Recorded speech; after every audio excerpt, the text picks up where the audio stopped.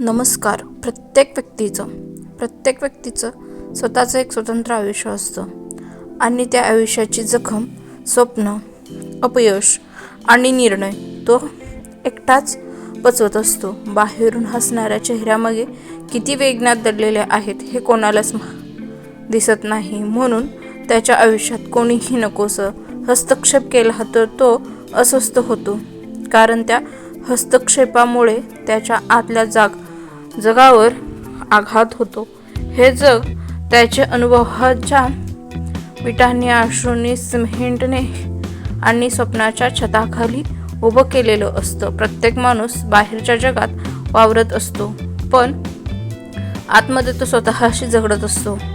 कोणाला काय सांगावं आणि काय लपवावं हे तो स्वतःच ठरवतो. अंतर्मनातील जग हे कोणालाही दर्शविण्यासाठी नसतं, ते फक्त जगण्यासाठी असतं. तिथे तो स्वतःला समजवतो, सावरतो आणि पुन्हा उभा राहतो. म्हणूनच त्या जगात अडखळणाऱ्या हस्तक्षेप त्याला असह्य वाटतो. प्रत्येकाने आपल्या आयुष्याचा भार स्वतःच उचलायला असतो.